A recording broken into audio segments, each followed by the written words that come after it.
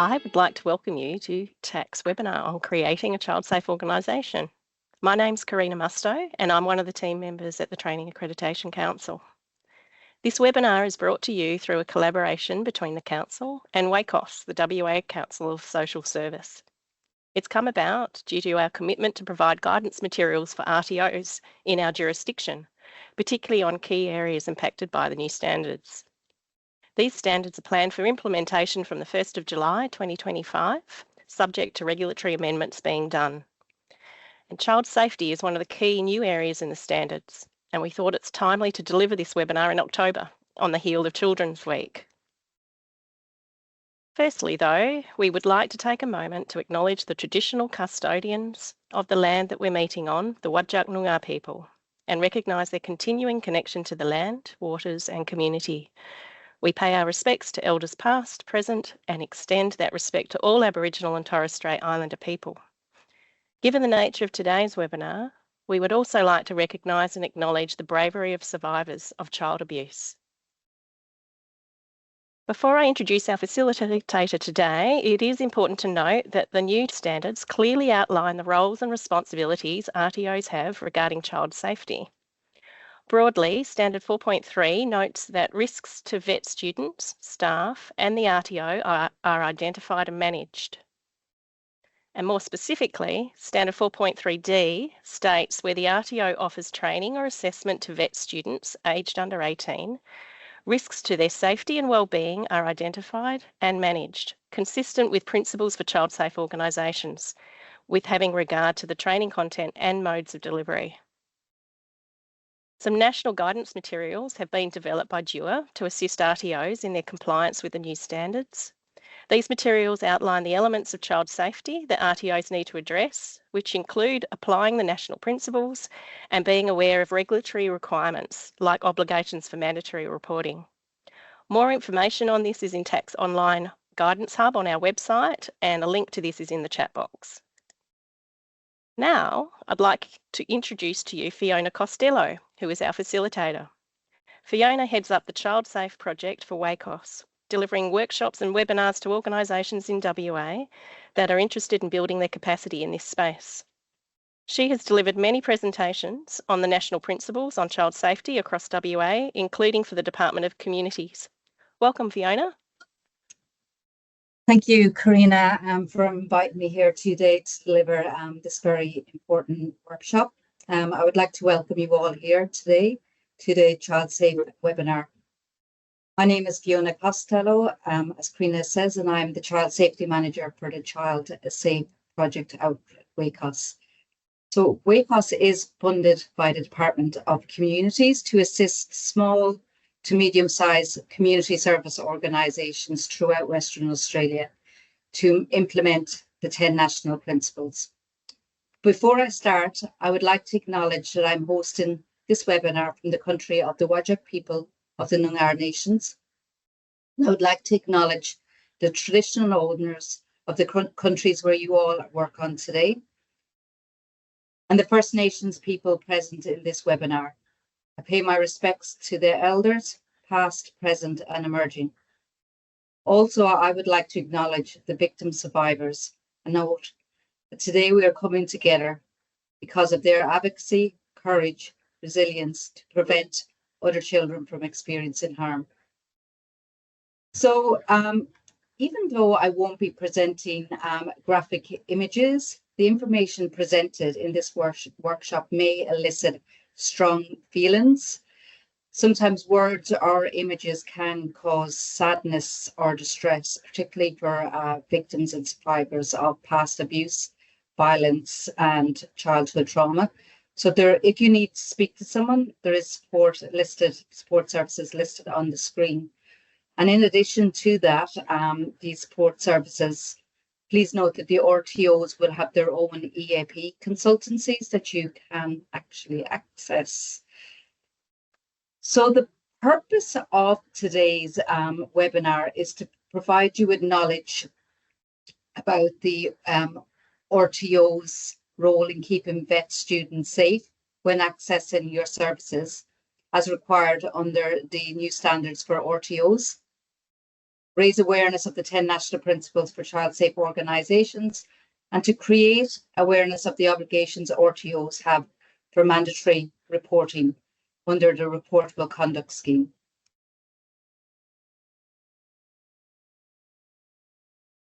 So at the end of the webinar, you should be able to understand and have gained knowledge on what is a child-safe organisation and how it relates to RTOs and how RTOs can foster a culture of child safety, have an understanding of the national principles, the RTO's obligations for mandatory reporting to the WA Ombudsman under the Reportable Conduct Scheme, and to gain some strategies and practices that RTOs can put into place to manage key risks to vet students. So in this presentation, I'll be using the terms for children or vet students. Now, the UN Convention on the Rights of the Child defines a child as any person under the age of 18. The Royal Commission into Institution Responses to Child Sexual Abuse was a landmark investigation that uncovered widespread abuse within the Australian institutions. It revealed systemic failures, including cover-ups, lack of support for victims, and inadequate preventative measures, leading to devastating and long-term life consequences for survivors and the communities. The Royal Commission was established in January 2013, with its final report being handed down in 2017. Now, the Commission made 409 recommendations to improve child safety in institutions, including implementing the Child National Principles. Here in WA, the WA government has been tasked with implementing 310 of these recommendations over a 10-year period. In this presentation, I'm going to be using material from credible sources like the Royal Commission reports, the Australian Human Rights Commission, SNAKE, and the WA Commissioner for Children and Young People. So this message you'll see on your screen, this was sent by a survivor to the Royal Commission investigation team. And it states, "My courage to continue counted, and I do matter. I wasn't a nobody. And it really highlights that deep need to feel valued and seen after enduring such trauma. And it reminds us that abuse can strip away one's self. But this person here has really shown resilience. And I just want to briefly kind of sidetrack here and just go through an overview of the prevalence of abuse in Australia. Now, the Australian Childhood Maltreatment Study was released last year in April, and it was a landmark, renowned study, first of its kind across the whole world and in Australia. And I wanted to look at, for the first time, the population who had experienced 5 types of maltreatment, and then look at their health risk behaviours to understand the impacts of the health outcomes throughout their lives. And it collected a random selected people of 8,500 aged between 16 and 65. And out of this cohort, there was 3,500 people aged between 16 and 24 years of age. And that was to demonstrate that abuse is not historical, and it does actually happen today. Now, across this population, there was identified a real high prevalence of abuse that they didn't actually expect when they started out on this study. And so the main cohort for sexual abuse was 28.5%.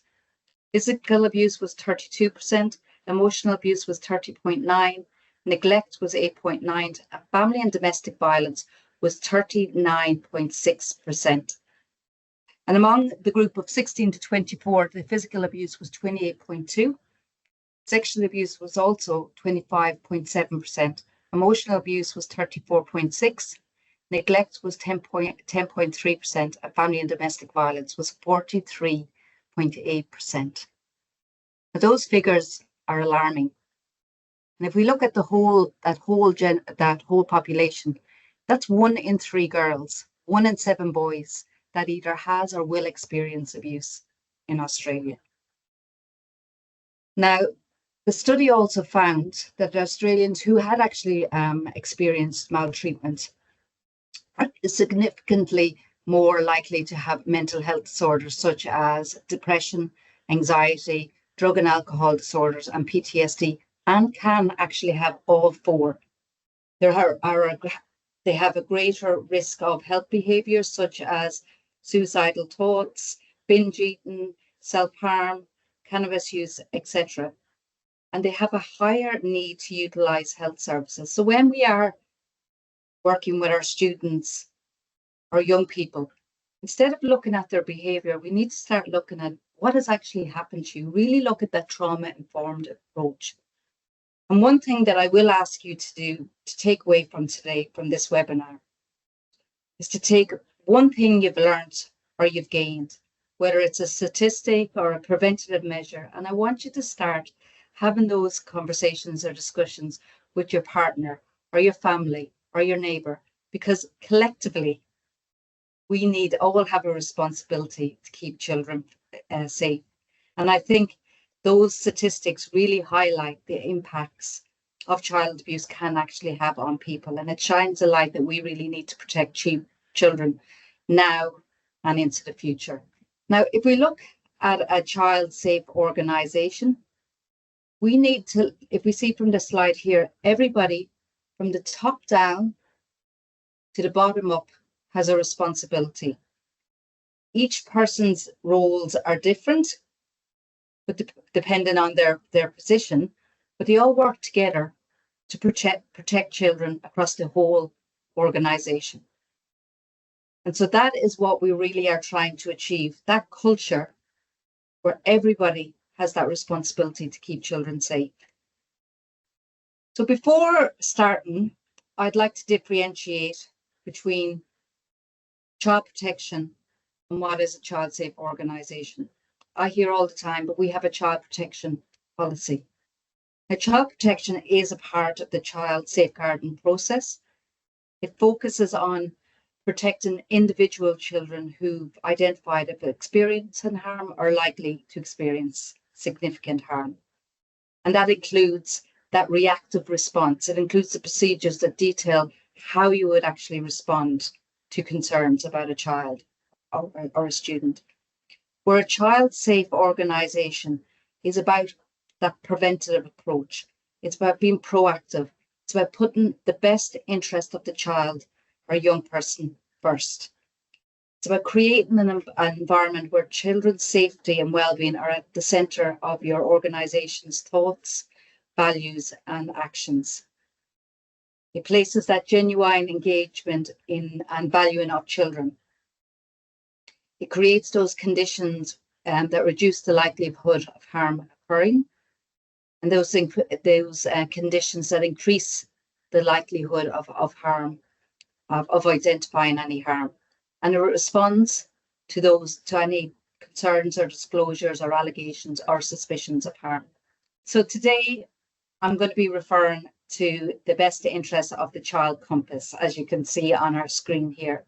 And I'm using this compass as a visual metaphor to communicate that when you are making decisions in regards to your organisation, I want you to always be thinking of the best interest of the child. So even today when we're completing some scenarios or activities, I would like you to adjust that compass to direct it towards the best interest of the child. So as you can see here, these are the 10 national principles, and they have been designed by the Royal Commission to be broader, to address all forms of abuse, not just sexual abuse. And you will see in the chat a handout detailing each of these national principles. So the 10 national principles that I'm going to work through today are of equal importance. They're interrelated and they overlap. Now, when I'm talking, it might sound like I'm being repetitive in some of those principles, but that is because because they are also really interrelated and interconnected. And as we can see by the umbrella on the screen here, the overarching principle is that national principle number one, that child safety and well-being is embedded in organisations' leadership, governance and culture. And each of the other principles flows from that. Now, the WA Commissioner for Children and Young People has created a tool to help organisations in Western Australia assess their compliance with the application of the 10 national principles. It's a self-assessment tool. It's designed to be used by organisations to assess the current culture of the organisation, the behaviour, your day-to-day practices, identify any action areas require improvement, and to review process over time. So in this principle, we're going to focus on the governance, leadership and culture, and they're crucial in ensuring child safety. As per the RTOs or new standards, quality area number 4, which addresses governance, 4.1, leadership and accountability, 4.2, roles and responsibilities are clearly defined and understood, 4.3, risk management, and 4.4, continuous improvement. This principle also drives cultural change in practice and in organisation, and it really embraces that openness, accountability, transparency, and respect for children's rights. It's a culture where everybody, from the leadership to the frontline staff, is empowered to speak up and to take responsibility and make sure that child safety is a shared responsibility or shared priority. It looks at how organisations operate, its culture, and that's a big one, the culture of the organisations, its operations, and its environment. And these factors can affect how likely it is for a child abuse to actually occur, to be recognised, reported, and handled appropriately. So if we look at even organisational factors like governance, the daily practices and how policies are implemented, such as recruitment, training, they all play a big role. Weak governance can allow abuse to go unnoticed or leave abusers in positions of power. This is not what we want. Also, ignoring children's voices or prioritising the organisation's reputation over child safety is a serious risk factor. So leaders are critical in fostering a culture that prioritises children's best interests, how they respect the rights of the child, ensuring that they are protected from harm.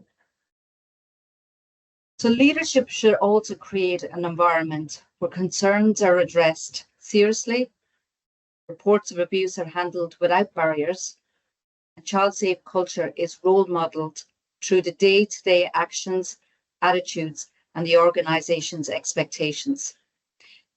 Now, the head of an organisation must ensure that the organisation implements the national principle through its systems, its policies, and its procedures. And it can do this through the policies that I've mentioned on the screen here. But it's not limited just to those policies. So if we look at the Child Safe Commitment Statement, it demonstrates how an organisation will keep a child safe from abuse, harm and neglect. It outlines the steps that an organisation will take to protect children, implement practices to create safe places where children feel valued, heard and safe. The next one of child safe and wellbeing policies. It's a set of guidelines and practices that organisations implement to ensure the safety, protection and well-being of children in its care. And it includes child safe commitment, it includes the recognition of children's rights, how you're going to actually enforce or ensure children know that they actually have rights, some of those preventative strategies, the reporting procedures, and how it will monitor and review this policy to ensure it remains effective and relevant. Next, we have the Child Safe Code of Conduct. Now, you may have a code of conduct in your organisations already, but this code of conduct needs to be specific to child safety. It needs to clearly define what is acceptable and unacceptable behaviours when interacting with children, to ensure that they actually are safe and are in a respectful environment. And it should also explicitly state the consequences and processes if breaching those codes of conduct. What will happen to those staff? What will the process be if they breach that code of conduct?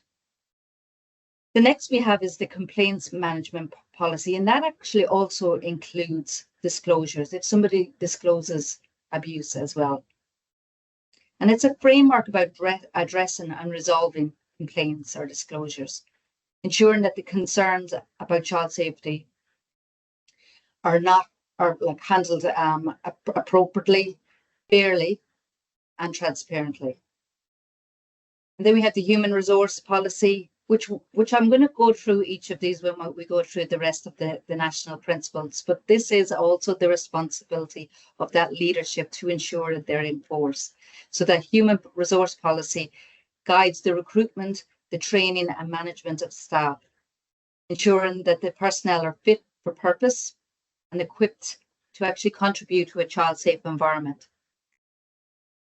Then we have the risk management plan, and it proactively, we want to be proactively, identifies, assesses and mitigates risks to children. It's about being aware of the potential vulnerabilities in our environment and putting strategies in place to prevent harm, ensuring that risks are continuously monitored and addressed. Now we're going to just listen to a quick video from Robert Fitzgerald. He was the commissioner in the Royal Commission. Well, Australia's had over 130 Royal Commissions since 1900, and each of those Royal Commissions has added value in understanding industries, particular practices, or more recently, institutions. And so Royal Commissions have extraordinary powers of interrogation. They're inquisitorial by nature. They don't apply the normal rules of evidence. They cost an enormous amount and they take an enormous amount of energy and effort to conduct. And what I think about Royal Commissions is they should be used very sparingly. But once they are established, then there are great learnings. And the learnings from the trade union one, the banks and financial services one, the child sexual abuse, are really going to the heart of how we govern our institutions in Australia. Govern our government institutions, who are being culpable of terrible wrongdoing in many areas, govern our private sector organisations, but also govern our non-profit organisations. But the key messages seem just to be continuously resonating. It's about having values and standards, but it's about making sure those values and standards are actually applied right through the substructures of those organisations. And I do think it's about an openness and accountability both to the community, but also internally. And the more open and more accountable they are internally, the more open and accountable they are externally, I think then they make enormous changes to the way in which organisations operate. And I hope that's the lasting value of the Royal Commissions. It is about identifying individual wrongdoing, and those people should be held to account. There are boards that should be held to account, both legally and otherwise, but I think organisationally they're great opportunities to learn and not to repeat the mistakes of the past.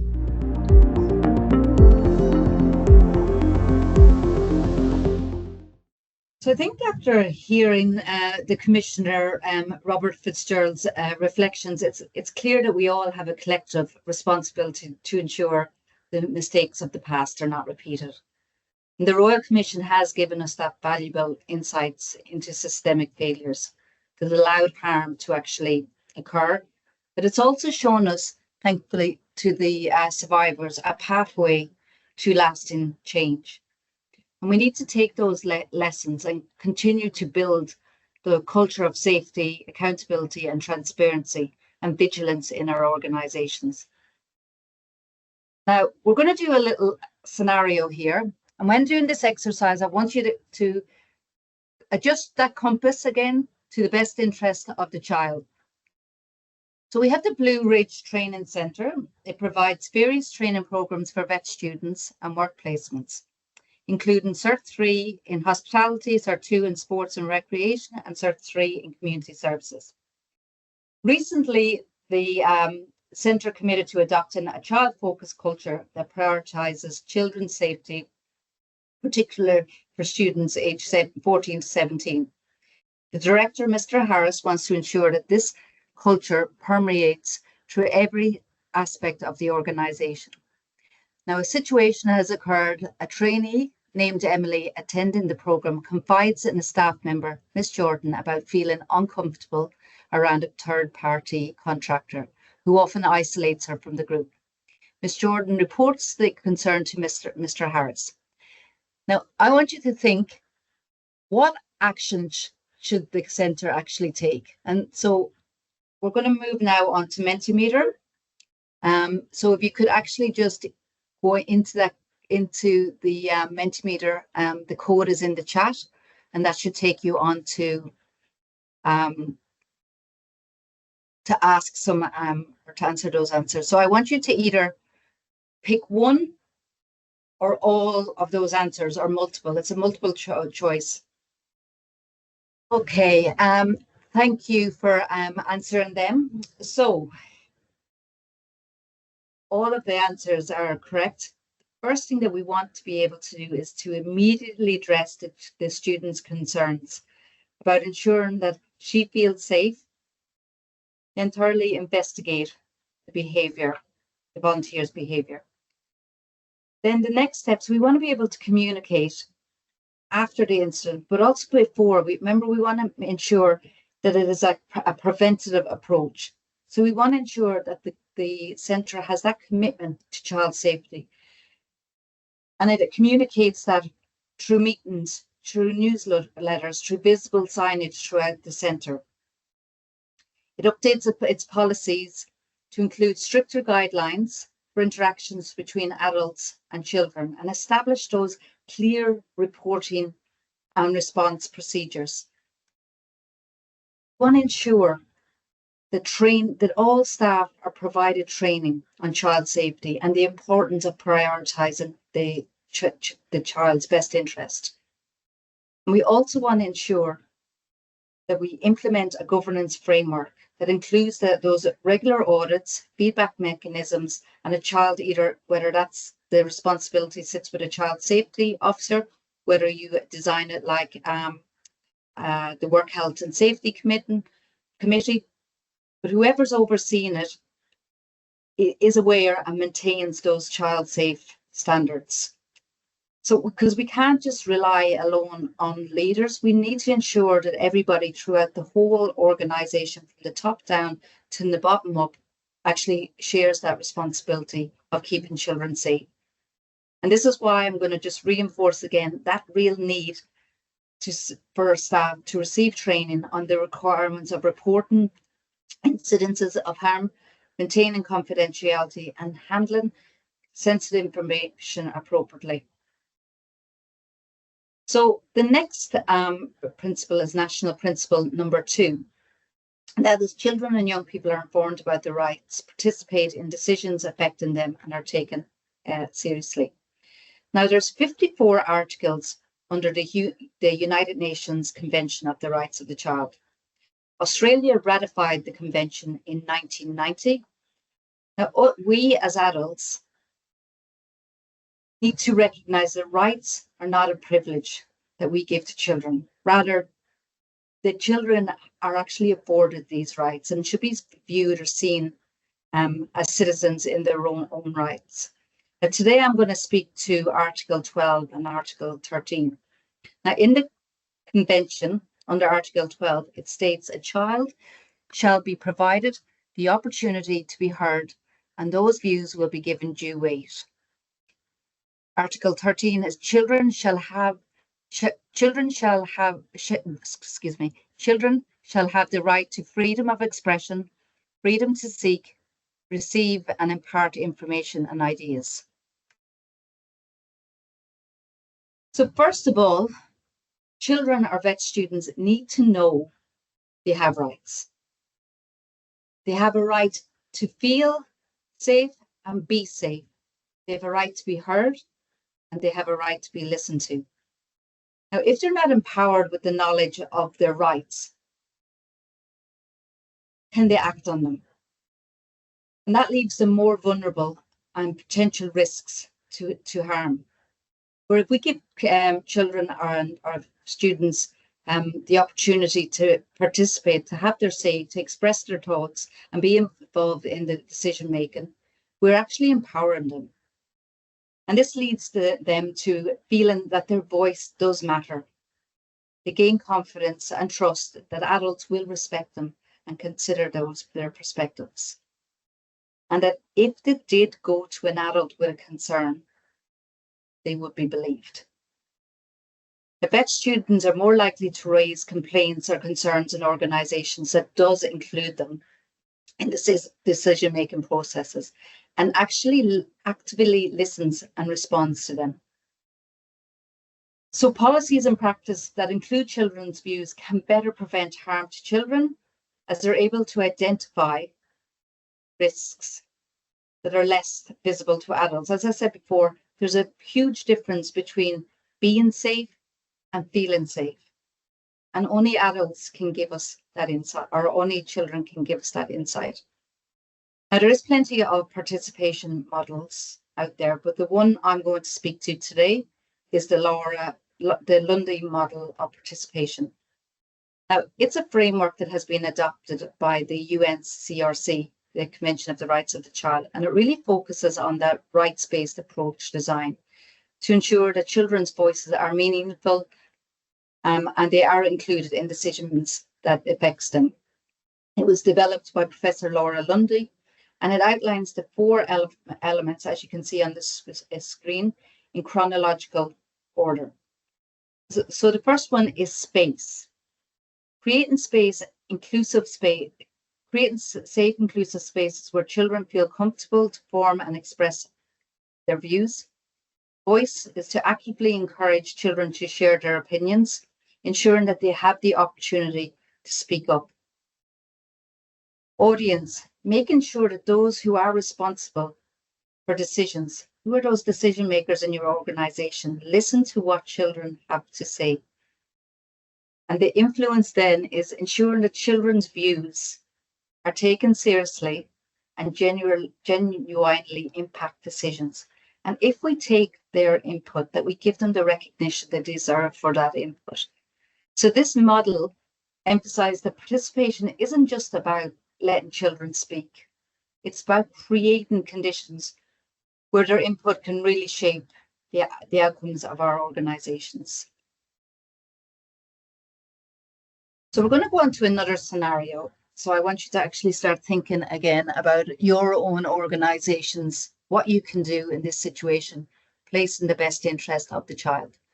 And so we have the Greenwood High School was recently revised its child safety policy. The principal, Ms. Reynolds, believes that involving students in these policies is crucial. She's decided to form a student safety committee composed of various student cohorts, including some representing the vet in school programs, teachers and parent representatives. So during the first meeting of the committee, Ms. Reynolds presents the new child safety policies and opens the floor for discussion. Several students share their thoughts and concerns, and some raise issues about areas that feel unsafe.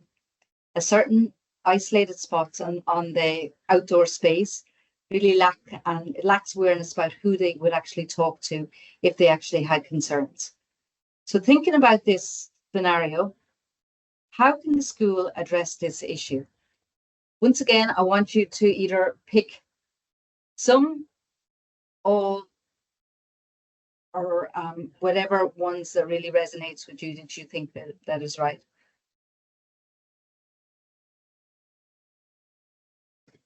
Okay, thank you everybody for who got involved in that. So I'm just going to go through some of the answers here. The first thing the committee wants to do is to create awareness through child-friendly posters, leaflets explaining the new child safety policy. We want to distribute that throughout the school, throughout our centres, throughout the organisations where we have students, because it's so important to them, for them to see how they actually, that first of all, that they can put in a complaint. What is the process? and what the feedback loop will actually be if they put in a complaint. We want to hold monthly open forums where students can voice their concerns and give suggestions to improvements. We want to conduct that regular safety audits where input from a diverse group of students, ensuring that policies actually includes them. It's up to date and they're actually effective and relevant. Staff and volunteers are provided with training to recognise, and this is so important, the signs of harm and facilitate child-friendly ways for children to express their views, participate in decisions making and raise their concerns. We really want staff and volunteers to be able to recognise those physical and behavioural indicators of harm. We don't want just the senior students to participate in this forum. We want to give all students a voice. No matter what age they are, we want to give them a voice and some input. All dependent, as we stated in that article, number 12, given due weight, dependent on their age and their developmental capacity.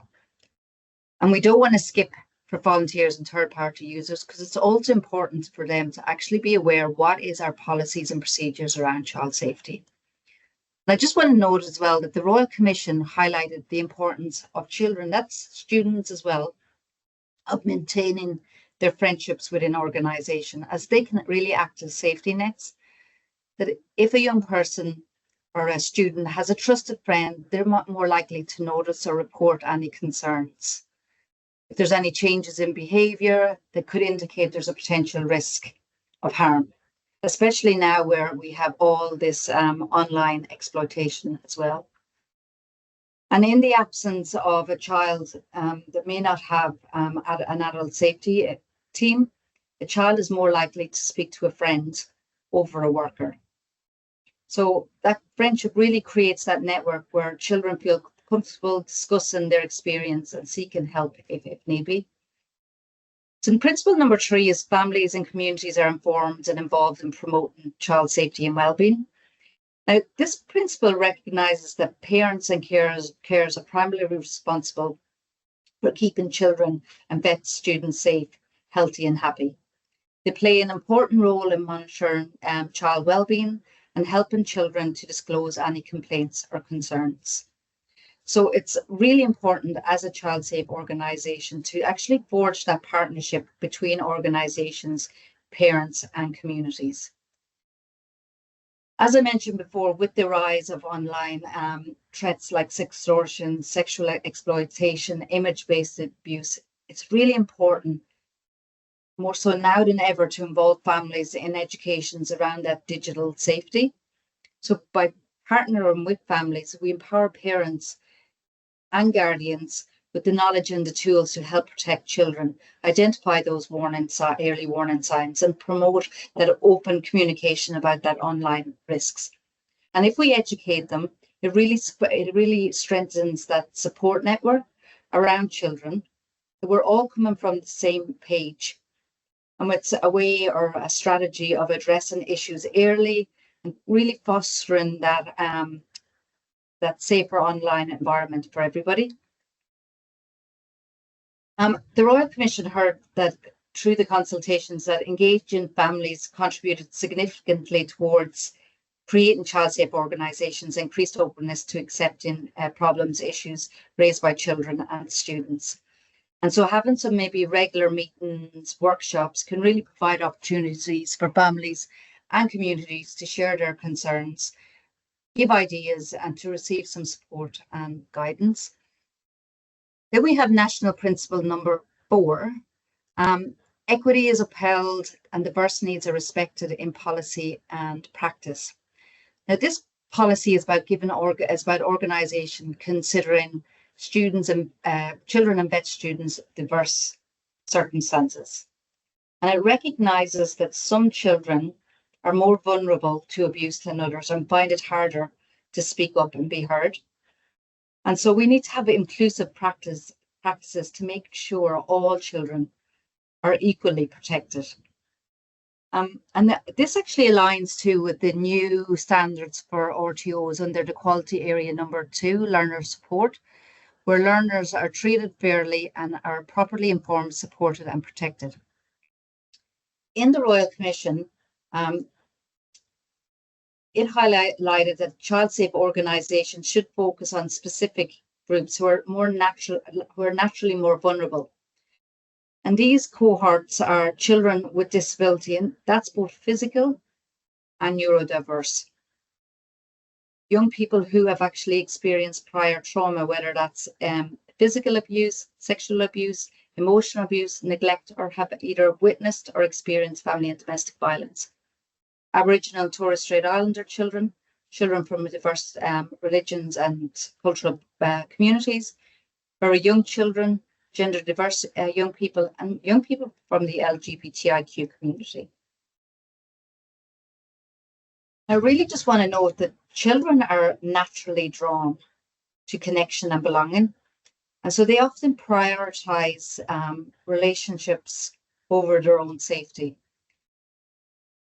So connection can actually make them more vulnerable, as they overlook or may not recognize risks, as they want to feel accepted and that feeling of belonging. So it's important for us adults to understand this tendency and create environments where children can experience both connection and protection. So I'm going to do one more, another scenario here, and this is the Harmony Training Centre. Now, it offers programs for students, including Cert 3 in Sports and Recreation, Business Management, Community Services, and the centre serves a diverse community with students from different cultural, linguistic and socio-economic backgrounds. Recently, the centre committed to upholding equity and respecting diversity in all its policies and practices. We got a new student, Ahmed, who recently arrived from a non-English speaking country. He joins the Certificate 3 in Sports and Recreation Trainee Programme. Ahmed struggles to understand the lessons and feels isolated from his peers. How should this school or the centre address Ahmed's immediate needs to ensure he feels included and supported? So once again, you can answer all one of the following answers here.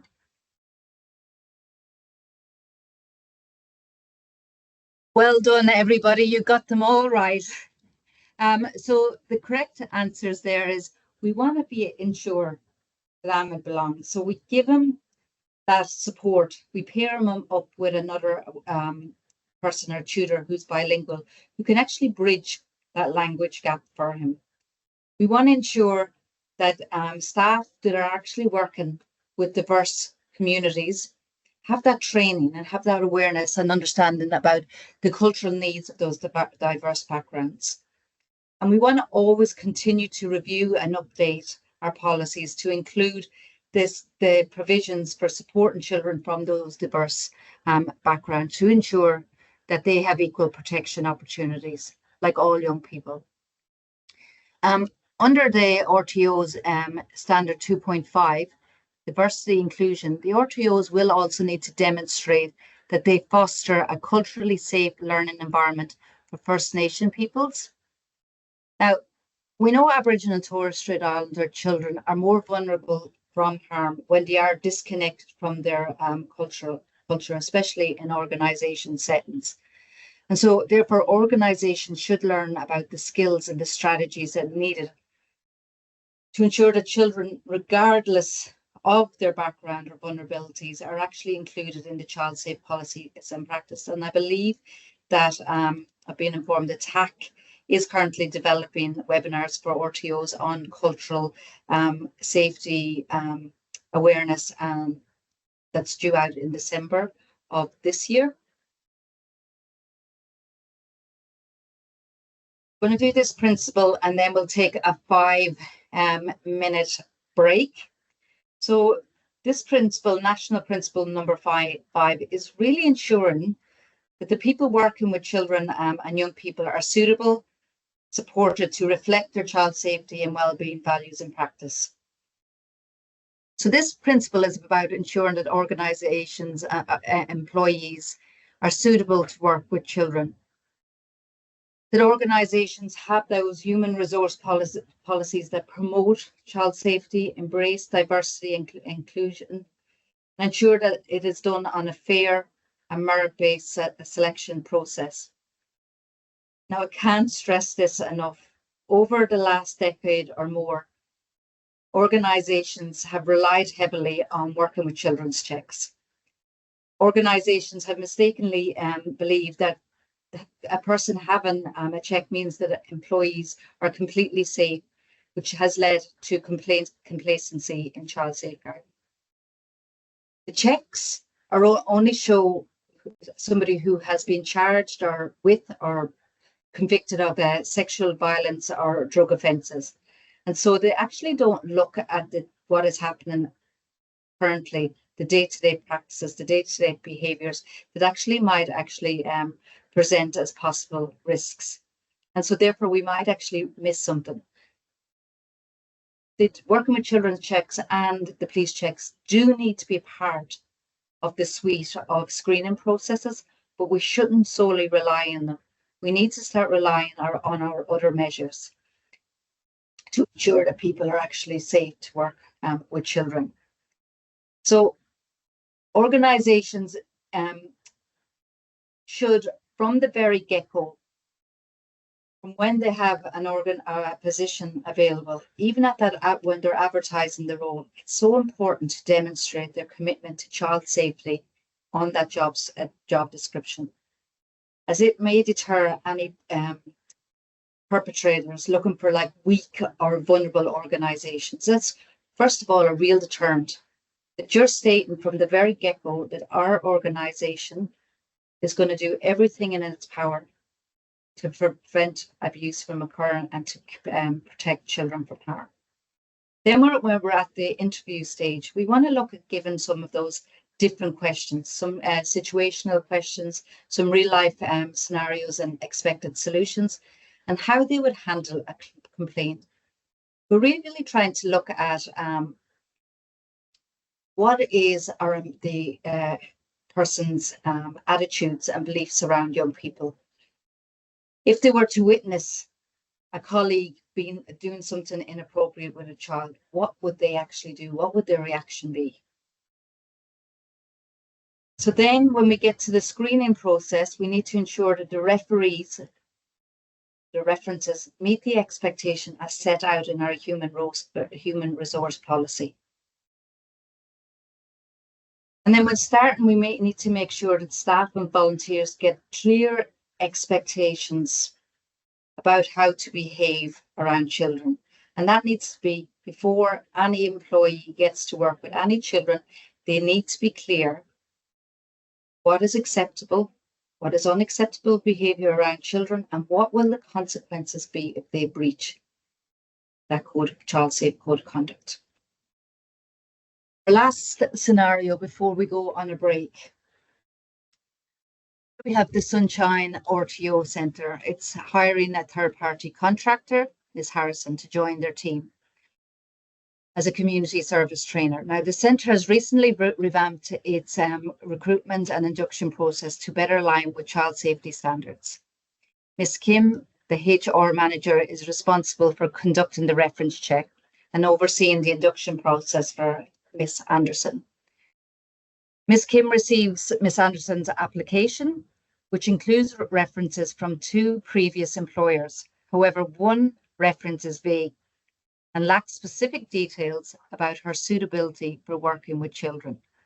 What steps should Ms. Kim take to ensure a thorough reference check? So once again, we're going to hop on to Mentimeter. Now, I want you to state here whether you would request another reference,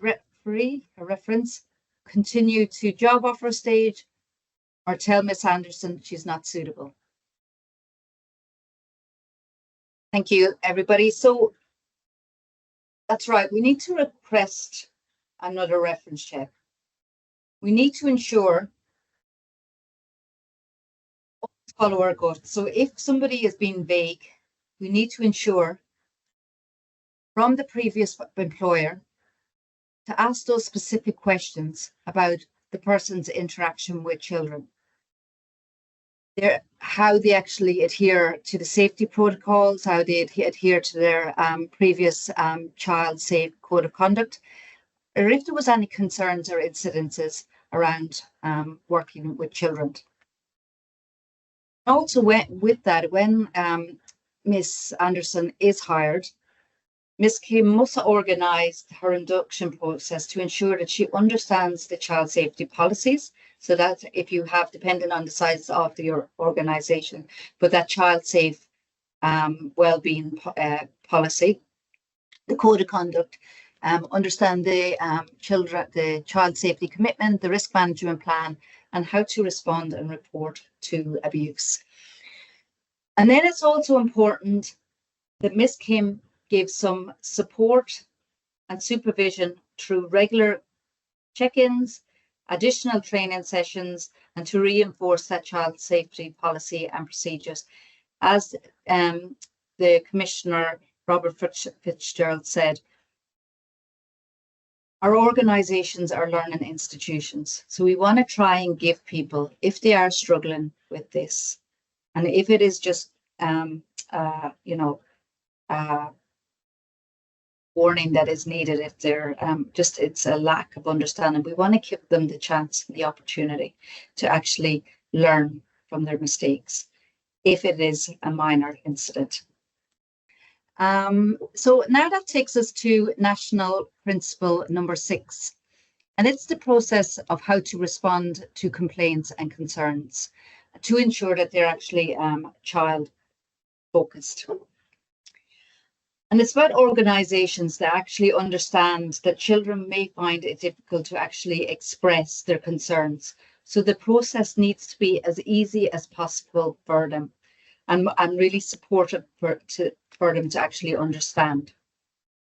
And so therefore, to a child-focused complaints process is an important strategy to create awareness to both children, families, staff, to understand how to make a complaint, how the organisation will respond to the complaint, and ensuring that the outcome of that feedback is the outcome of the complaint is actually fed back to that person who's made the complaint. It's about making child-friendly processes that organisations can create a child-safe space for children to voice their concerns, ensuring they are heard and taken seriously. So in the new standards for RTOs under the quality area number 2, learner support, it states it's important to note that it addresses RTO's responsibilities in providing feedback, complaints and appeals, which would align with this principle here. So a child-safe organisation responds to complaints by immediately protecting children at risk and addressing concerns promptly, thoroughly and fairly. I would recommend working with numerous students if you are going to develop or design a child-safe process to assist you with this, to get their input from it. I know Karina has put some resources in the chat as well, some posters and some resources that would also help guide you along the way. I'm going to go into this scenario. I'm going to go into a new scenario just to try to elicit some of that information from this principle. Now, this is a case. This is what we want to do. Jonathan Lord was a case that was actually mentioned in the Royal Commission. It really highlighted those grooming behaviours of a perpetrator, and it also really highlighted the significant failures of an organisation. And although they had policies, they had 96 policies in place, the policies alone did not keep those children safe. So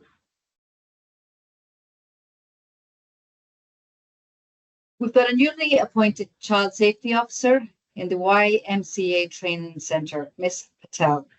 And she's tasked with reviewing and strengthening the centre's policies and procedures to consider lessons learned from the Jonathan Lord case. Now, when there are several children to participate in the process, the children mentioned feeling uncomfortable around a new staff member, Mr. Smith. And they are hesitant to report their concerns, fearing they won't be believed. So during this workshop, Ms. Patel also realizes many people don't know how to report their concerns or who to approach. So how can we actually, what is the solutions here? What can Ms. Patel do? We have another Mentimeter. Once again, multiple choice. You can choose all, you can choose one of these answers. Great, thank you everybody for getting involved in that. So what Ms. Patel we want to do is we want to ensure she has implemented a child-focused complaints process. And we want to ensure that there's different methods for children to actually report complaints. And we want to be able to give those young people the opportunity to give regular feedback on that policy. Now, depending on whether it's a complaint or whether it's a disclosure. What we do know from the Royal Commission is that children will usually complain about something first. You want to tip their toe in the water to see how you're actually going to respond. If you actually listen to them, if you believe them, if you actually respond appropriately, then that gives them the trust, the strength and the courage to actually possibly disclose if there was an abuse that they wanted to talk about. Ms. Patel should conduct regular workshops using child-friendly material to educate students on how to report concerns and whom they can approach. So in your RTOs or in your schools, you can look at maybe designing some posters, having it clearly spelled out the process that would actually a student would take in order to actually put in a complaint. If you have a designated child safety officer, who is that person? Who can they actually go to? And that could just even be the CEO or it could be the manager, but it just needs to be stated who.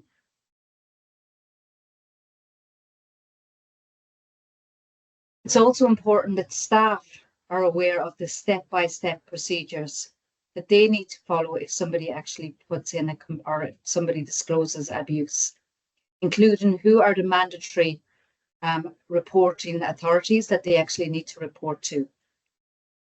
We also need to have a support system for children who disclose abuse to ensure that they actually are they have somebody that they can actually talk to. They have that we are aware of who their counselling services is to ensure that immediate concern is being addressed. Okay, we're going to go back to Ms. Patel now. And so after the workshop,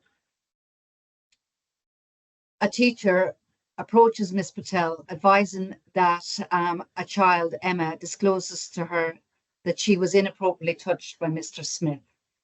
The teacher is unsure of the exact steps to take. So I want you to just reflect on it, and we're going to put up Mentimeter now. And I just want you to think of what are some of the responses that you would do in your RTO to address this situation. And then afterwards, I'm going to give maybe 2 minutes to actually just put down a few pointers. And then I will go through some options that you actually could consider. Don't be shy. There's no wrong answers. This is a place where we can learn from each other.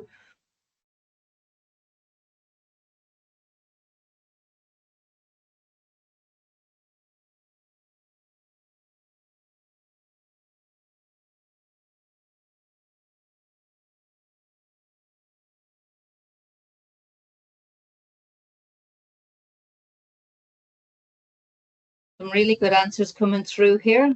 It's exactly where I'm going to be taking you to afterwards.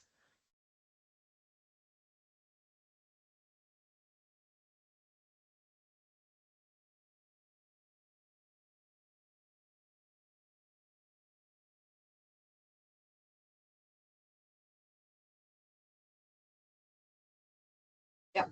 Document the incident, date, time, what happened. It's really good stuff.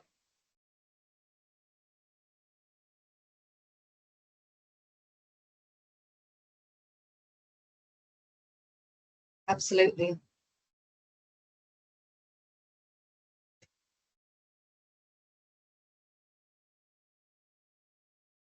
It's good to actually reflect on this now, because as I said, when we're looking at our organizations, we want to be proactive.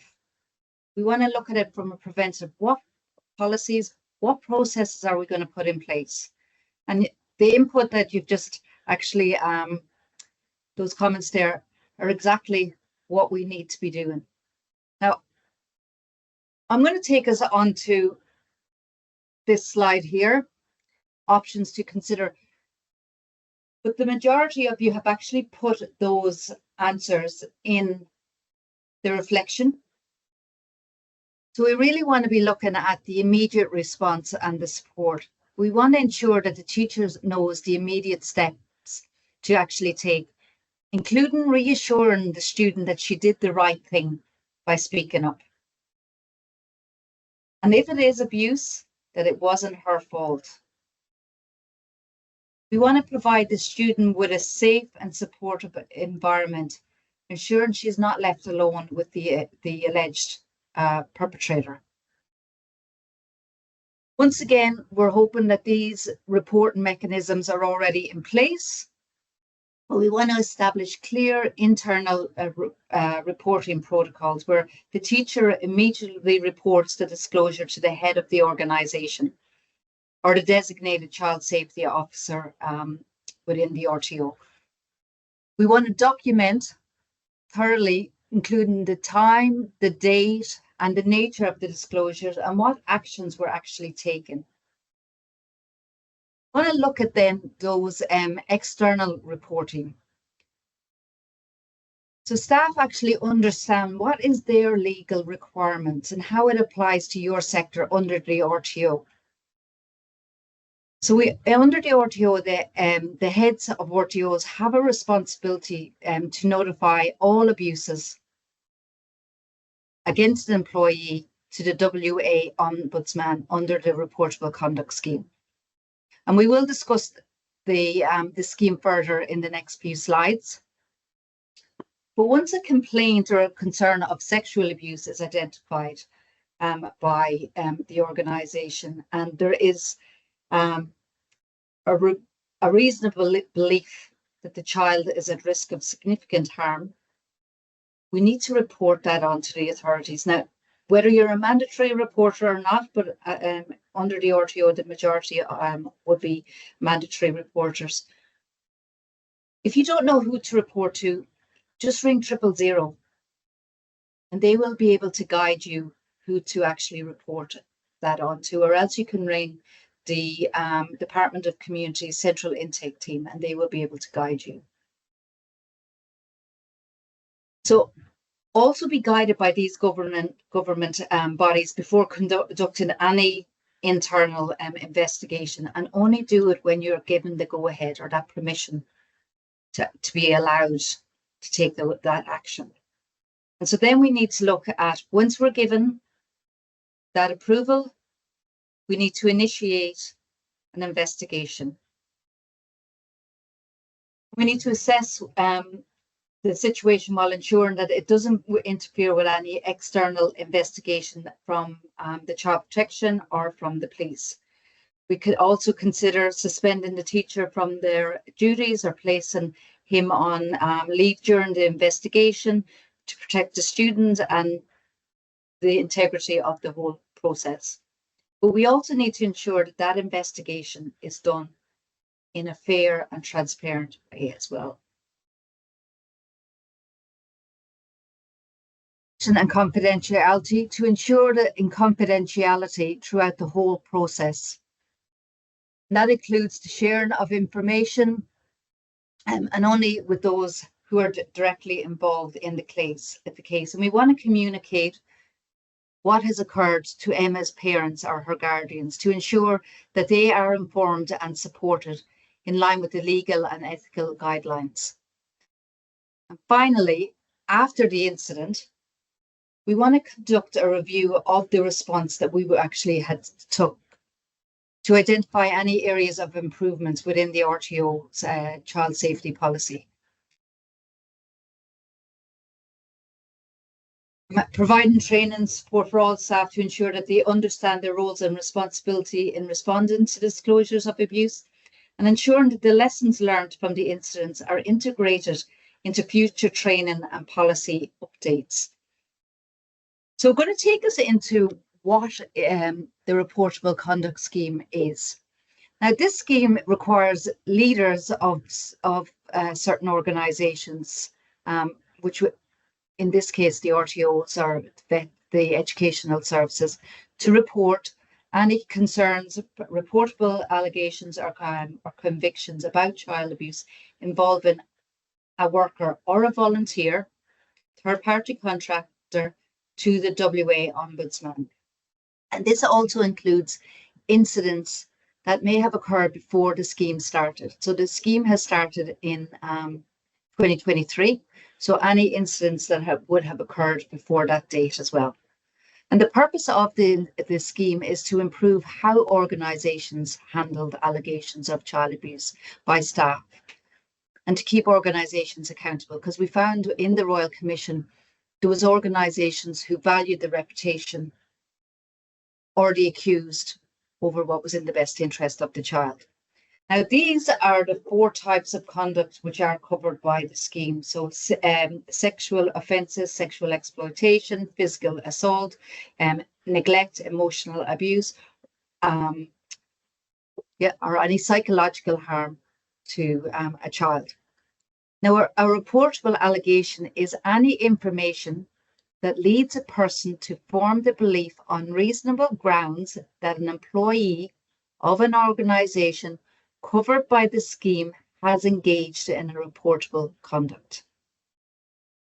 A reportable conviction is a conviction for an offence of a sexual nature committed against, with, or in the presence of a child or other prescribed offences.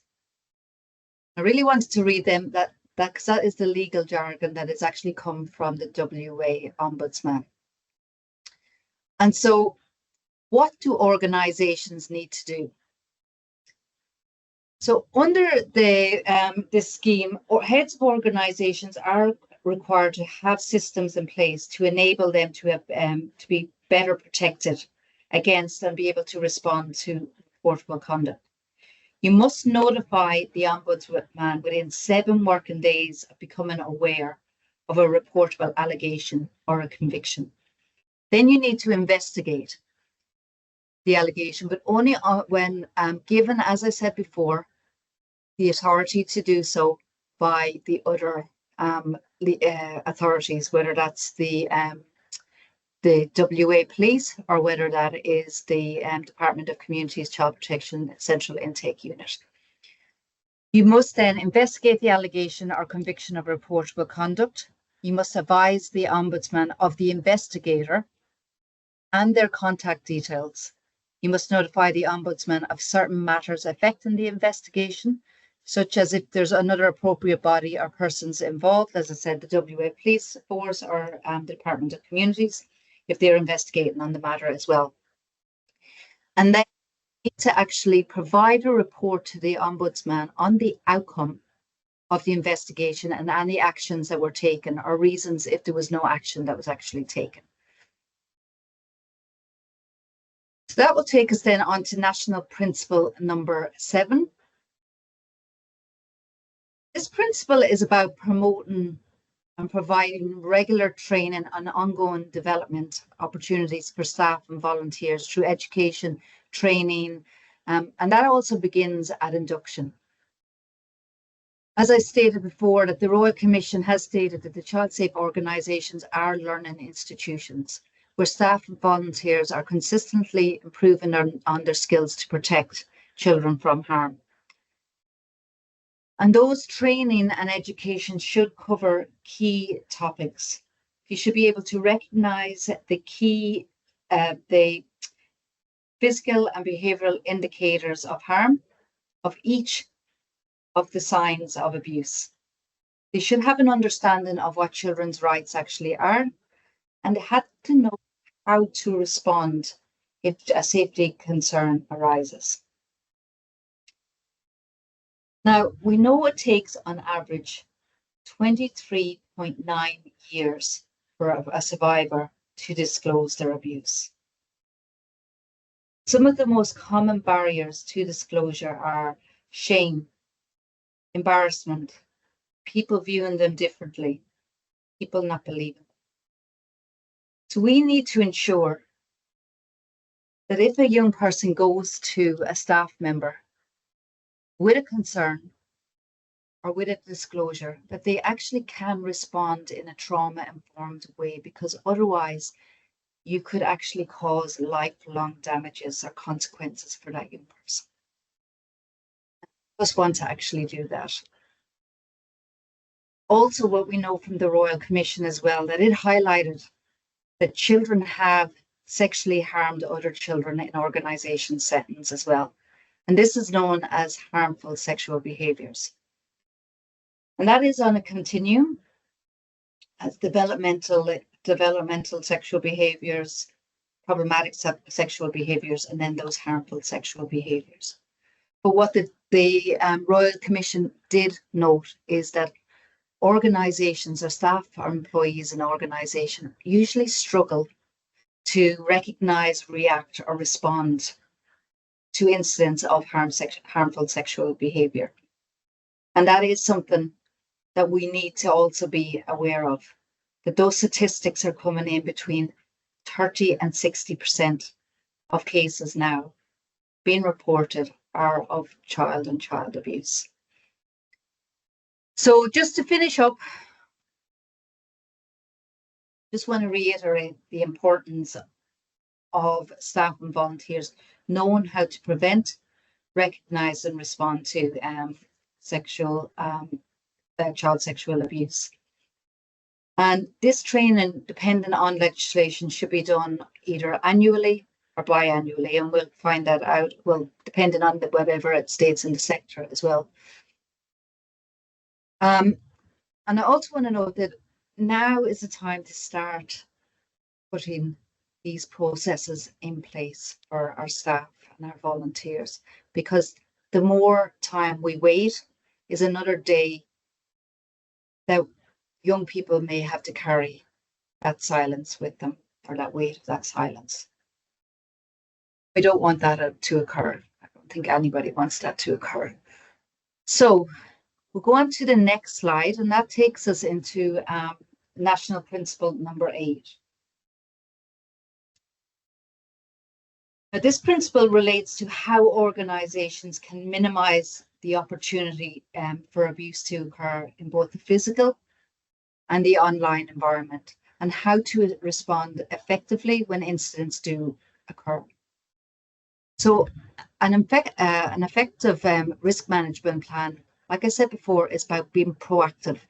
It's about identifying the risk to children's safety and well-being and putting those measures in place to mitigate those risks. It's about getting us to critically think about physical and maybe less physical risks that may occur in our organisations, but also online as well.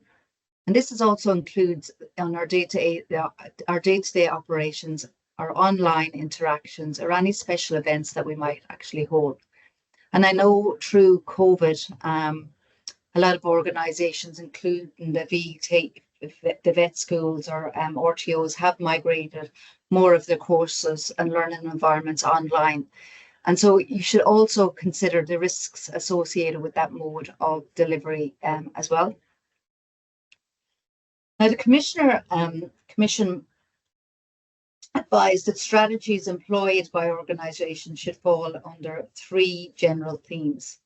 That is, the conditions to reduce the likelihood of harm occurring, increase the likelihood of harm being discovered, and responded appropriately to disclosures, allegations, and suspicions of harm.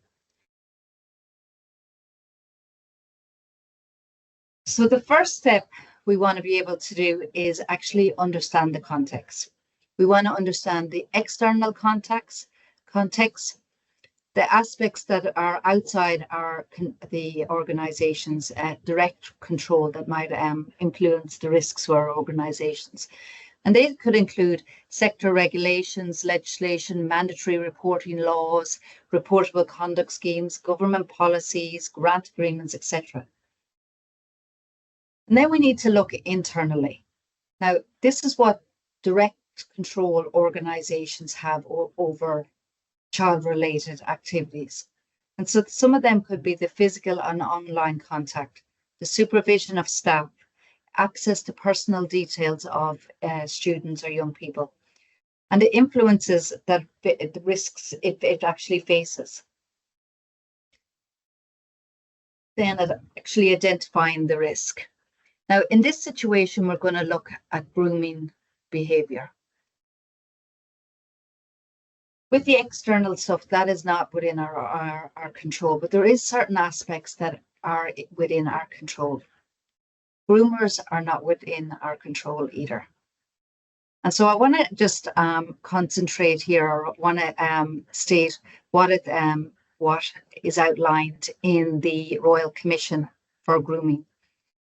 And it says grooming online or in person refers to actions deliberately undertaken to befriend and establish an emotional connection with a child, to lower the child's inhibition in preparation for sexual activity with a child. Now, grooming behaviour is so hard to actually distinguish, or actually embed. From the Jonathan Lord case, there's certain subtle behaviours that somebody who has a propensity to offend against children may just breach or violate a boundary, but just wants to just dabble a little bit to see how far they can actually go. And so to a person, it may not look like a serious consequence, and that's why grooming is just always so hard to actually distinguish. Then we want to look at the situational risk, and that is the opportunity to be alone with a student or a child unseen, or the opportunity to form a relationship that could involve physical contact or that emotional closeness. And this may present at times as unacceptable professional boundaries, or could lead to that grooming behaviour as well. Then we need to look at what are the vulnerable risks within our organisation. And I spoke to in National Principle number 4, some of those cohorts that actually are more vulnerable than the other general population, that places them at a higher risk of abuse. Then we need to look within our own institutions, our own organisations, that may intentionally allow abuse to actually occur by prioritising our reputation or the accused over the actual well-being of the actual child or student. Whether there's poor governance practice, not recording of information, not reporting the complaints, downsizing the seriousness of the complaints, can really cause significant harm. Then we need to analyse the likelihood, evaluate the frequency and severity of identified risks, analyse the impact of the risks on the students, but also on our organisation, and assess the likelihood of the risks occurring and their potential consequences. And who has influence or control over these risks? Who's going to put a risk mitigation plan in place and monitor its effectiveness? So we're going to go on to this next, we're going to do a case study here. And I want you to look at this matrix here that we have on the screen.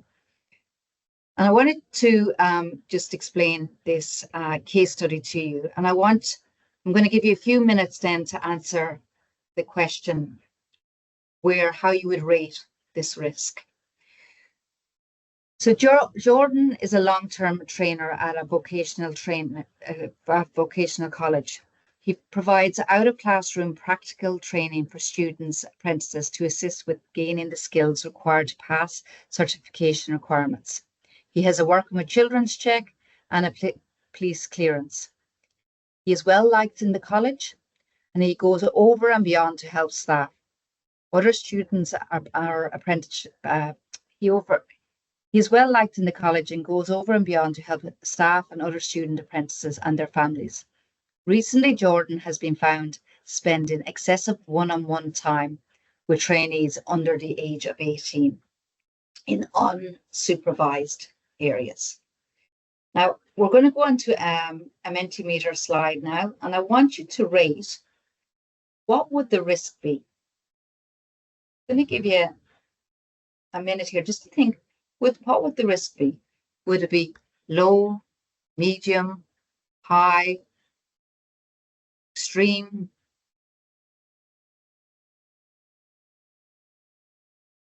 That's us finishing up now. So that risk rating would be actually high to extreme. It also depends on numerous factors, depending on the age of the child, etc., and the power, whether there's a power imbalance, etc. But the risk here would be classed between high to extreme. Now, I want you to think back at the matrix, and I want you to think, what would the consequences, if this was to actually occur, what would the consequences be? Would it be insignificant? Would it be minor? Would it be moderate, major, or catastrophic? Okay, once again, that would be classed in a major or catastrophic. So anything above a low will need to have a strategy to reduce the risk and prevent intentional harm. So I'm just going to state that again. Anything that is above a low will have to have a strategy to reduce that risk and prevent intentional harm. So we'll take us then on to that next national principle, number 9. I'm aware there's a lot of content here, but we are coming to near the end here as well. And so this principle, implementation of national principle, is regularly reviewed and improved. And this also aligns with the RTO's new standard, that 4.4, the governance quality area. The expected outcome is for governance to commit to continuous improvement that supports the quality and integrity of vet delivery. So this principle focuses on the importance of continually improving child-safe practices, and it emphasises that child-safe organisations don't just simply set a policy once, put it on the shelf, and that's it, forgotten about. That it's actually actively assessed, reviewed, and strengthened into practice when new insights come into place. We want to be able to gain regular feedback from families, young people, students, staff, and in identifying areas of improvement and ensuring that the child safe practices are relevant and effective.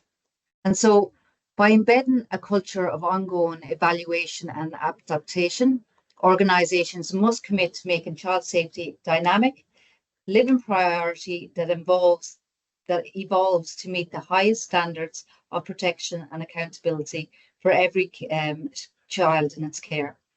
And some of the ways that the Royal Commission have actually several ways in which they said that organisations could build regular reviews and continual processes are that leadership maintains vigilance by putting in place systems to frequently monitor and improve performances against the child safe principles. Have an open culture that encourages people to discuss difficult decisions and identify and learn from mistakes. Complaints are an opportunity to identify the root cause of a problem and improve policies and procedures to reduce the risk of harm.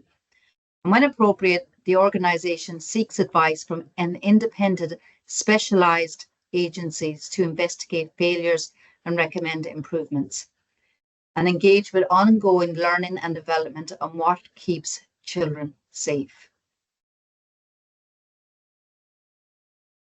Then we go on to National Principle number 10. And it highlights that a child safe organisation is prepared to act swiftly, transparently, and effectively, addressing incidents, disclosures, and suspicions of harm. That a child safe organisation has localised policies and procedures like the ones that I've listed on the screen here and I spoke about in National Principle number 1, about how they can help maintain a child safe organisations. And as I said before, policies alone don't keep children safe. They have to be implemented, they have to be understood, and they have to be enforced. So if we can establish a clear reporting pathway, accountability measures, and regular training for staff, organisations can actually put measures in place to keep children safe from harm. Now, we'll hop on to the next slide. We're just coming near the end here. So a child safe, I just want to recap what a child safe organisation is. And as I said at the start of this, that, you know, the national principles are interconnected, they overlap, they're interrelated. So there is going to be stuff that I'm going to speak about here now that we have spoke about throughout numerous principles. So a child safe organisation aims to reduce the likelihood of inappropriate behaviour by making systemic and permanent changes to social, online and physical environments. It's about creating conditions that reduce the likelihood of harm, conditions that increase the likelihood of harm being discovered, and responding appropriately to disclosures, allegations and suspicions of harm. I really want to enforce this. The child safety is a journey. It's not a final destination. Something that you actually commit to taking that first step towards creating a child safe organisation. And it's more of a concern if you go ahead and you look at it as a compliance, like a tick box exercise. Some of those challenges that organisations really struggle with when implementing the child safe organisation is around that culture. It's the culture of the organisation. And also about giving children their rights and a voice to actually express themselves. I'm just going to go through some steps that you can actually take now to actually start looking at how you can start this process. As I said at the start, the WA Commissioner for Children and Young People has a self-assessment tool on their page under the Child Safe Organisation. And it really serves as a practical action plan.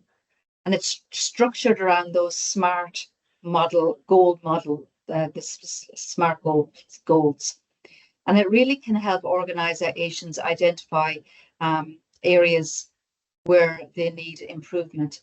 Where are they currently in regards to culture? Where are they in regards to each of the key action areas of the national principles? To set some priorities, to assign the task to various people, and to also put a time frame on it of when you actually are going to review your action plan. Need to start looking then, maybe your second step is looking at your organization. What is the values of your organization? And does it align with child safety? Because we want leaders or people in positions of authority to actually role model those values, have the same attitudes, and have them enforced in your code of conduct. We want to have that message that this, our organisation, our RTOs, is one that values children. And we're going to continuously speak of this through our operational meetings. We're going to seek feedback from children, families, and the wider community. We're going to be as transparent as possible. And finally, I would suggest that working with your governance team, your team, your staff, your volunteers, and some students to develop that public commitment to child safety. By actually physically demonstrating your commitment to child safety, it ensures young people that they are valued, they will be seen, and they will be heard, and that their safety is your top priority. And it actually really empowers them to actually come forward if there is issues or stuff that they need to talk about, or if there's complaints that they need to hear. So I would suggest having that commitment to child safety on your website in areas that are visible to vet students through posters, where just I would brainstorm with those students. Actually, they would be best to advise of where you can actually put some of these ideas.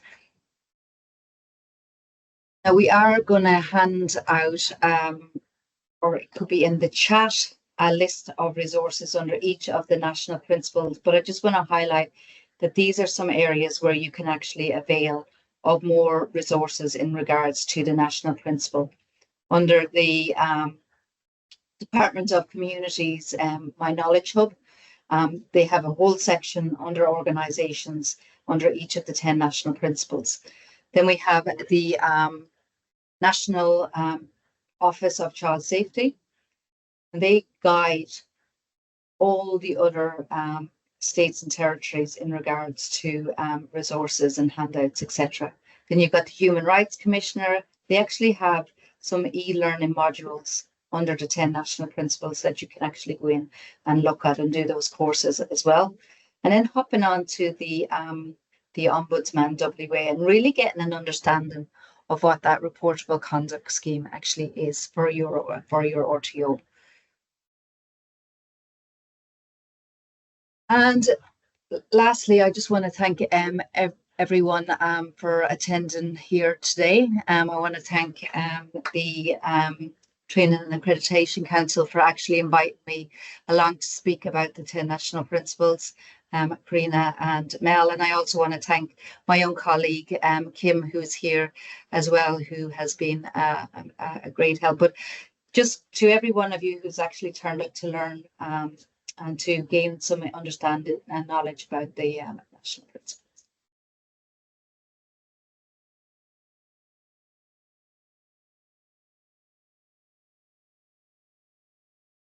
So Fiona, we do have a little bit of time for questions if you're able. Yep. We've got Mentimeter up now, and there is a question here about the National Principle 9. Can you see it there? Yeah. So there is no, you need to, when you're actually going in and looking at your action plan. So this is where I really like the WA Commissioner for Children and Young People's assessment tool, self-assessment tool, because the way it's laid out, it gives you that smart goal.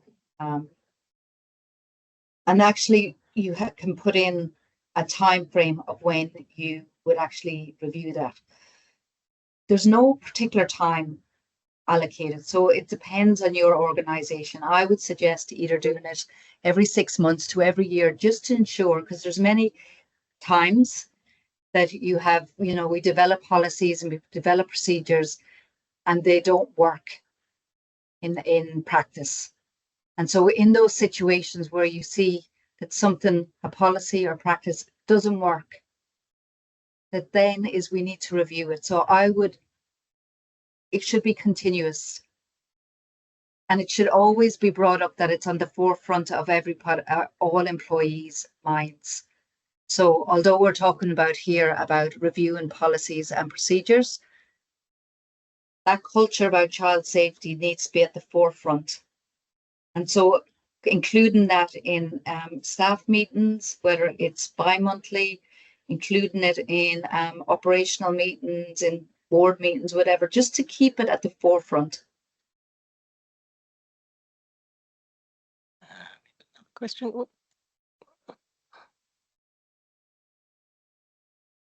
Good question. And it is a little bit more difficult because of the age group that you're actually dealing with. And I'm assuming it's from about 14 onwards. And so, but the UN Convention of the Rights of the Child states that a child is anybody under the age of 18. And so I would get when a young person is actually registering for a course or registering for the organisation, really holding those community open nights, ensuring families that your organisation is prioritising child safety and how you're going to do that. Speak about your commitment to child safety. But also, as I said earlier on, having multiple workshops or multiple family events throughout the year would be quite good, because there is now, it's constantly evolving, that online space.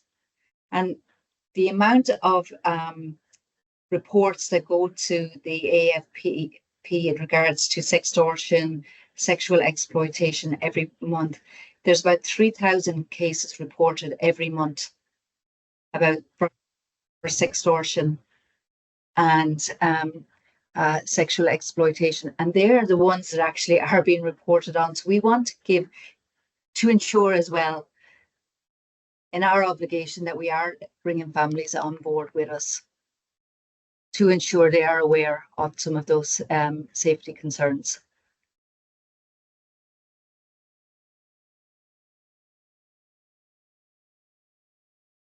So I'm just reading this one. What are the steps with disclosure made, say, 3 years ago, and there is no evidence other than the child's disclosure? I would report that to 000. No matter what, if a child makes a disclosure, you still need to follow the same steps as if it was a current disclosure.